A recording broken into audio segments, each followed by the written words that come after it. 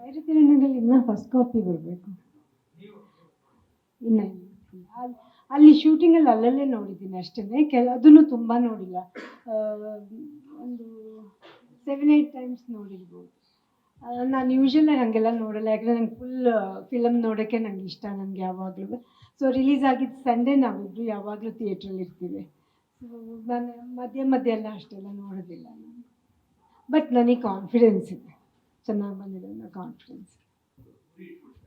ನನಗೆ ಗೊತ್ತಿಲ್ಲ ಎಷ್ಟು ಫಿಲಮ್ ಮಾಡ್ತೀವಿ ಅಂತ ಗೊತ್ತಿಲ್ಲ, ಬಟ್ ಮಾಡಂತೂ ಮಾಡ್ತೀವಿ. ಈಗ 14th ಒಂದು ಅನೌನ್ಸ್ಮೆಂಟ್ ಕೊಡ್ತಾ ಇದ್ದೀವಿ, ಒಂದು ಮಕ್ಕಳ ಚಿತ್ರ ಮಾಡಬೇಕಂತ. ಅದರಲ್ಲಿ relationship between the professor and the student. ಅದು ಪ್ರೊಫೆಸರ್ ಆಗಿ ಇವ್ರು ಮಾಡ್ತಾರೆ, ಆ್ಯಂಡ್ ಶ್ರೀನಿ ಅವ್ರು ಡೈರೆಕ್ಟ್ ಮಾಡ್ತಾ ಇದ್ದಾರೆ ಅದನ್ನು.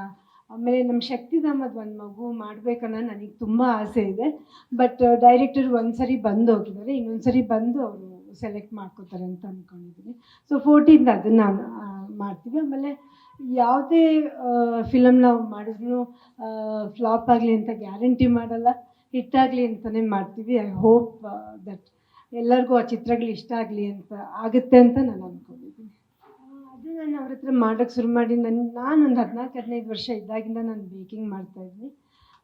ನನಗೆ ಅದೊಂದು ಪ್ಯಾಷನ್. ನನಗೆ ನಮ್ಮ ಮಕ್ಕಳಿಗೆ ಆ್ಯಕ್ಚುಲಿ ಸುಮ್ಮನೆ ಹಾಗೆ ಕೇಕ್ಸ್ ಅದು ಇದು ಹೇಳ್ಕೊಡೋಣ ಅಂತ ಹೇಳ್ಬಿಟ್ಟು ಇವಾಗ we have come very far. ಇವಾಗ ಈ ಡಿಸೆಂಬರ್ಗೆ 3 ವರ್ಷ ಆಗುತ್ತೆ ಅವ್ರಿಗೆ ನಾನು ಟ್ರೈನ್ ಮಾಡ್ತಾ. ಆ್ಯಕ್ಚುಲಿ ಅವ್ರು ಇವಾಗ ಬಂದಿದ್ದಾರೆ ಇಲ್ಲಿ. ಸಂಡೇ ನಮ್ಮದು ವೆಬ್ಸೈಟ್ ಲಾಂಚ್ ಆಗುತ್ತೆ, ಏಂಜಲ್ಸ್ ಫಾರ್ ಎವರ್ ಅಂತ ಹೇಳ್ಬಿಟ್ಟು. ಮಕ್ಕಳೇ ನನಗೆ ಏಂಜಲ್ಸ್. ಸೊ ಅದರಿಂದ ಏಂಜಲ್ಸ್ ಅನ್ನೋ ಹೆಸರನ್ನ ನಾವಿಬ್ಬರು ಸೆಲೆಕ್ಟ್ ಮಾಡಿದ್ವಿ.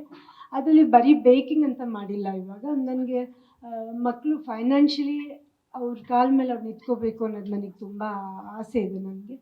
ಸೊ ಅದರಲ್ಲಿ ಇಟ್ಸ್ ಎ ಕಂಪ್ಲೀಟ್ ಥಿಂಗ್. ಇವಾಗ ಇಂಡಿಯನ್ ಫುಡ್ ತಗೊಂಡ್ರೆ ಬಿಗಿನಿಂಗಿಂದ ನಾವೇನಂತೀವಿ, ಊಟ ಸ್ಟಾರ್ಟಿಂಗಿಂದ ಹಿಡಿದು ಎಲ್ಲ ಥರದ್ದು ಮಾಡ್ತಾರೆ ಮಕ್ಕಳು. ಅದರಲ್ಲಿ ಕೇಕ್ಸ್ ಅದೆಲ್ಲ ಈ ವೆಬ್ಸೈಟ್ ಇವಾಗ ಲಾಂಚ್ ಮಾಡ್ತೀವಿ.